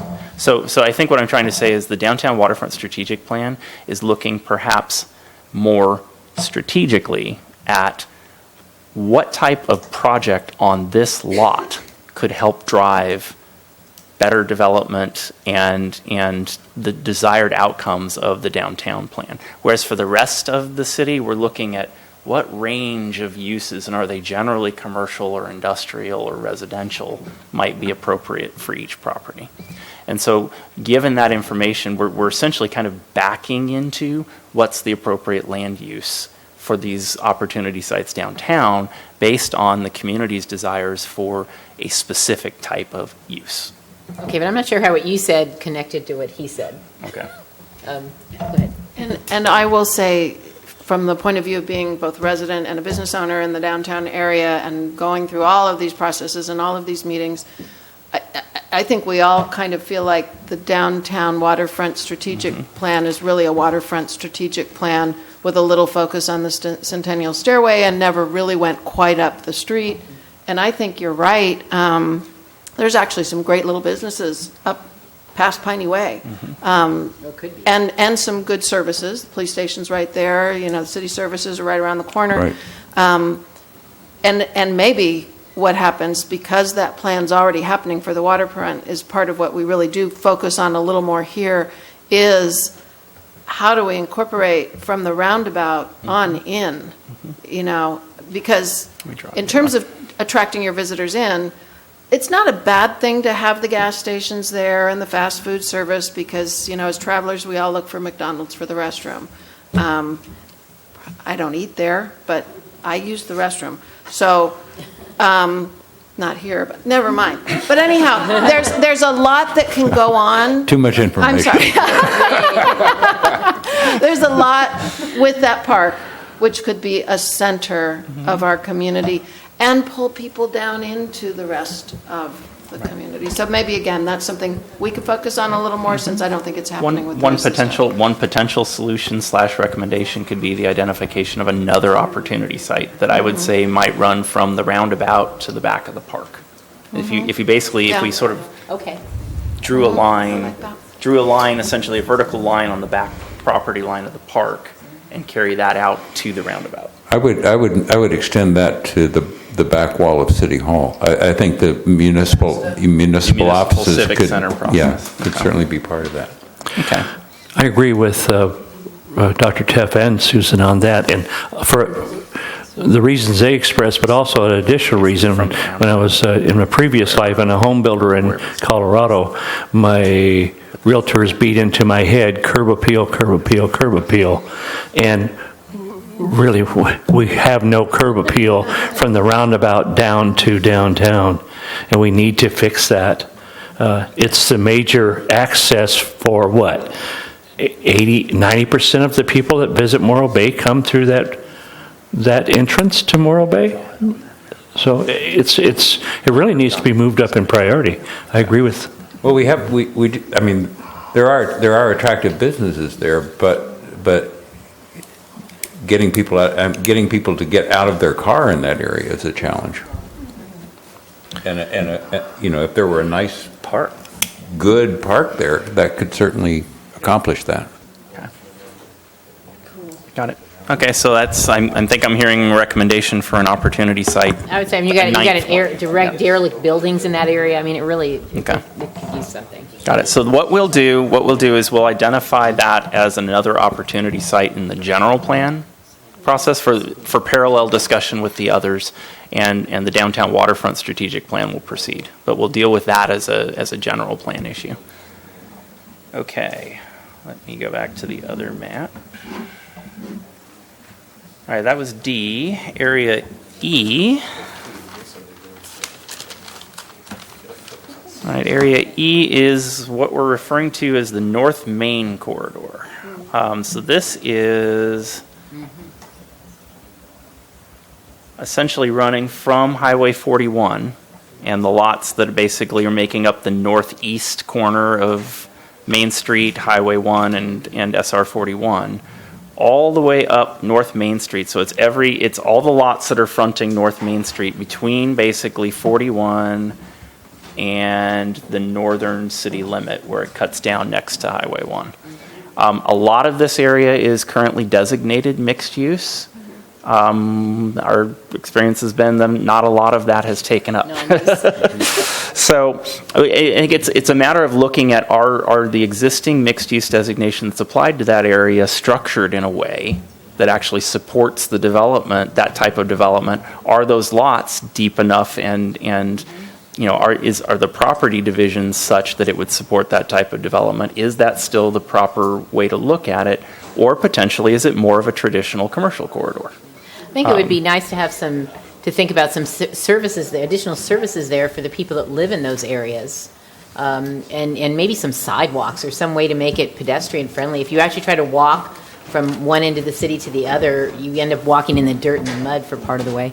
Okay. So it's also a process of reconciling the general plan designations with the specific plan designations, right? I mean, so for that reason alone, I just feel like there's these specific plans that, I mean, I'm not on the planning commission and I don't administer them, but that's a really interesting specific plan. I don't know whether it's had the effect that the city would have wanted. So yeah, it seems like a great opportunity to relook at that. Okay. But Jeff, I think that area needs to extend, all the way down. Either that area needs to extend, or a separate area needs to be designated from 46 down to the Highway 1 overpass. 41? I mean 41. I always call it 46. No, the highway from 41 to the Highway 1 overpass, because there's a lot of vacant property in there. There's a lot of property in there, and there's especially on the south side of 41, there's there's a lot of property that seems to be inappropriately designated. I mean, there's manufacturing there, which ain't never going to be manufacturing. So he's suggesting we're going to take that and extend it down. It's residential. We'll wanna draw that. It's residential now. Okay. Okay, good. So I'm, of course, unfortunately, I can't show it to you, but I'm looking at a more zoomed-in version of the map that would basically take that and continue that frontage on Main Street down to the overpass, essentially Right. where things, Right. where the Highway 1 overpass comes in. So it would be, and that's a lot of property it's got some mixed designations in there, but the predominant designation is industrial in that area, right? Which is a difference, that's a difference in the characterization of the corridor as it relates to the existing general plan. North of 41, it's in that mixed use. South of 41, it's in a more traditional sort of single-use industrial, commercial Then type. maybe they should be separate areas. Right. Maybe they shouldn't be one, but Okay. Right, and I think we can fold that in either in the context of North Main, or I'm hoping that I planned this so that this was naturally the next one. Unfortunately not. Let's go from E, North Main, to G, the Highway 41 Gateway, because it's essentially right adjacent there, and then we'll come back to F, which is Tri-W. So area G is looking at, is what we've sort of called the Highway 41 Gateway. So it's all the lots that are on the west side of 41 from the city limits as you enter down to where it transitions into this area that Dr. Teft was just mentioning. So on the east side, it's from the city limits in. On the west side, it's from the first road on the other side of those residential lots. There's a number of single residential lots there, and then it picks up the multifamily designations that are on the east side of the road, essentially forming the gateway from 41 in toward Main Street. But isn't the gateway really not in it's not the gateway, I mean, what do we think of as the gateway? I was thinking that G extended to Main Street. And I think we're hearing that it should. Okay. yeah, Yeah. I agree. Yeah, we're hearing that it should, and my proposal would be to basically take it along the creek, to And- basically follow the creek line and bring it all the way to Highway 1. Yeah, because I was trying to understand the reason that the south side of 41 isn't in it either, Right. right? Somehow that needs to be. Okay. Yeah, dealt with, 'cause it's all we'll part of expand that. the area to include all of And those as, lots. you know, as that intersection is improved and as 41 becomes more and more used as an entry to the city, the primary characteristics of those properties is going to be their adjacency to Highway 41. Yeah. Yeah. Okay. And I think a lot of what we've heard there is sort of, this is an area that has mixed use. And need some traffic Yeah. management in there And- as well. Yeah, but mixed use in the sense that it's a mix of uses that lacks a certain cohesion. Right. It's kind of random, and It's a mishmash. and that's not exactly what the community values at the gateway. So I think that's the push behind the alternatives in that area. Okay, let's go back to Site F, which is what we refer to as the Tri-W property. And this is basically the area just to the northeast of the Highway 1 Morro Bay Boulevard interchange. And it has a variety of different uses on it. I believe it's also been a component of the city's housing element in terms of being a location where the city has committed to this point in providing potential sites for affordable housing in the area. But that's something that needs to be considered in the dynamic of the alternatives that we bring forward. In other words, we're looking at that as, this is a potential constraint on the range of alternatives that we bring forward. And I mention that saying it's not that you have to do those uses on this site, but that if in proposing uses on this site, we wind up displacing the zoning that would accommodate those units, we have to find it somewhere else. I would think that being right along the highway, you might want to think about some mixing of commercial in with that kind of housing. Right, and that's actually, I mean, there are existing designations there now that do that, right? There's a considerable amount of that looks like it's in parks or open space type designation, and then it's framed by some commercial uses that are extending down toward the highway in addition to the residential. I was trying to get my head around that open space recreation designation at the tip there. It doesn't make any, I mean, does it, it's open space, but I mean, Yeah. I was just, the way that parcelization works and why that's open space is interesting. History on that. It was through referendum. Yeah. Oh, it was through Yeah. referendum? Yeah, that's why the development's in the center of it, disconnected from everything. That's where the referendum put the development, which is why you don't do zoning by referendum. So, Okay. yeah, and the rest of it's open space because they didn't want it developed, Right. and it was a reaction to a large subdivision that was placed on the site, and the city did not like it, and so they said, not only are you not going to do that in the future, you're going to do this. And Yet So- another consideration as we look at Okay. alternatives. So Scott, is that the place where they have the 10 lots? Is that the Tri-W property by, you know, by Yeah, I know what you Bayside? mean, yeah. No, where's? I understand. Oh, yeah, Where that's it is in town, is it where the U-Haul? so as you drive through the roundabout going out of town, and you look up there, that's Tri-W. On the right or? I think with In front of you. Straight ahead. The hill. In front of, straight ahead, if you just kept going and you drove off the road, it would go up onto Tri-W. Or thinking so the the other way, lots as you're you're talking going about are on, further east. as you're approaching Highway 1, that's the land up in front of you Tri-W's there. there? Yeah. No, wait. Yeah, To the left, there? It's- That's what he's talking about. So Right there. that's literally right across from the roundabout. Yeah.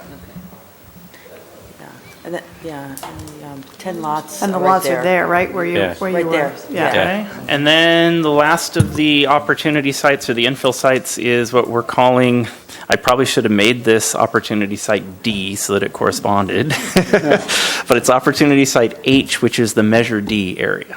And we've drawn that pretty liberally, but just with a recognition of consideration, you know, we need to have land use policy discussions about the area that is subject to Measure D. And part of that conversation is, you know, the general plan is the time to look at the range of uses and potentially to take a stab at clarifying some of the intent of Measure D. So that is why this area is there. I don't foresee structural differences. I foresee clarification. And I think that's something I would ask all of us to potentially consider as we talk about that area. Is there's a lot of sensitivity within the community, within stakeholders about the restrictions on uses in that area, and what the role that we have in front of us is the opportunity to provide clarity to how that ought to work, as opposed to wholesale change. Well, wholesale change would require an initiative. Agreed. I mean, that, yeah. Agreed. But that could happen. Right, and depending. There's not much support for it. Potentially, depending on the outcome of the general plan, that could be triggered anyway. Yeah. But I think that's a sensitivity that we want to have as we're discussing the area. Jeff, just out of curiosity, the area along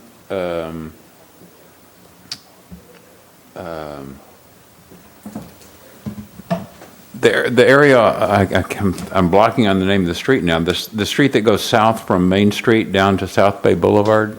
Quintana, thank you. Thank you. The area along South Quintana is an area that seems not to have a lot of direction right now. I'm curious as to why that's not.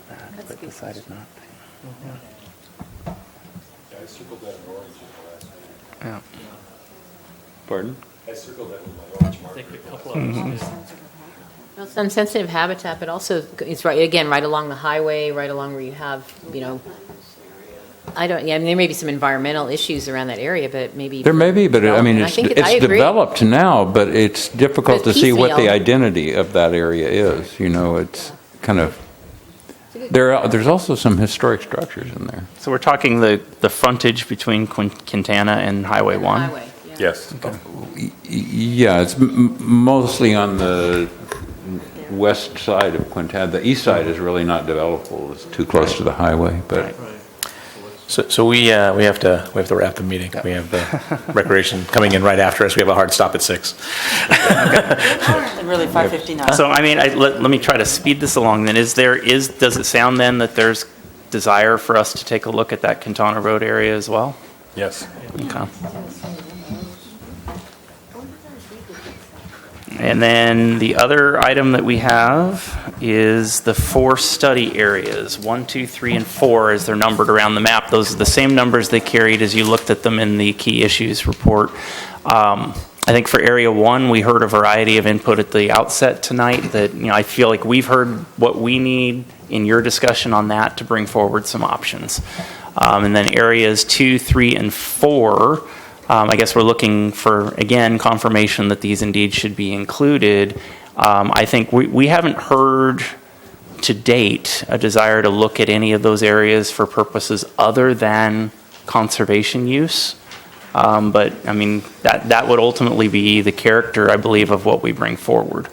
Is that amenable or agreeable to the GPAC, or are there other perspectives? That was some pushback, I thought, that came out of some of the focus groups was about Area 2 and Area 4. And yeah, so I just wanted to reiterate, my thinking with those was more conservation, was always conservation related.